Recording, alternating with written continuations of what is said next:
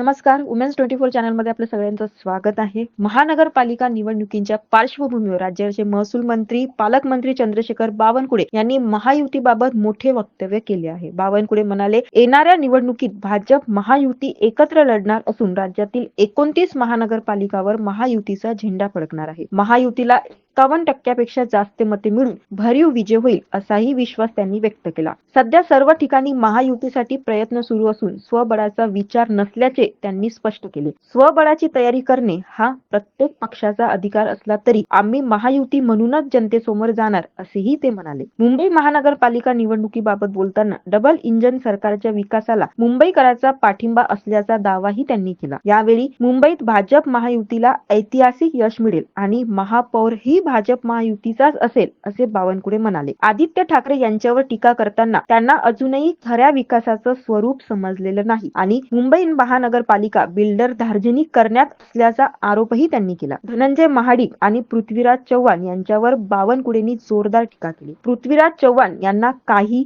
बोलण्याची सवय लागली असून ते पंतप्रधान होण्याची स्वप्ने पाहत आहे असा टोला त्यांनी लगावला. महानगरपालिका निवडणुकीच्या पार्श्वभूमीवर बावनकुळेच्या या वक्तव्यामुळे राजकीय वातावरण अधिक तापले आहे.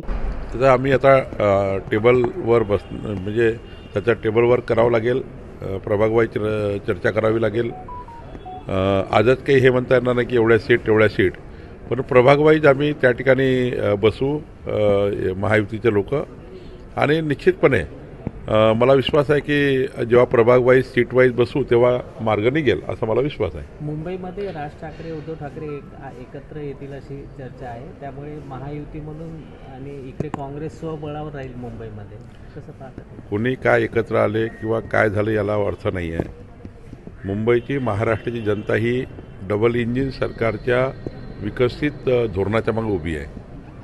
माननीय पंतप्रधान नरेंद्र मोदीजी, माननीय देवेंद्र फडणवीसजी यांनी जो विकासाचा संकल्प केला दोन्ही सरकारनी, आणि मुंबईच्या प्रत्येक जनतेला असं वाटतं की मुंबईला पुढचं विकसित मुंबई करण्याकरता ट्रिपल इंजिन देशाचं सरकार आहे, राज्याचं सरकार आहे, देवेंद्रजी मुख्यमंत्री आहे, एकनाथजी आहेत, या सर्वांनी मिळून जर मुंबईला महापौर जर महायुतीचा आला तर मोठा लाभ केंद्राच्या राज्याच्या दोन्ही सरकारचा मुंबईला होईल.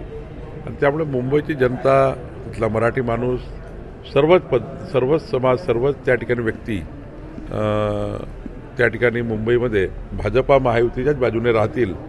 आणि प्रचंड आतापर्यंत जेवढं यश कधीही मुंबई महानगरपालिकेला मध्ये महायुतीला किंवा भाजपाला मिळालं नाही, यावेळचं यश हे सर्वात मोठं असेल.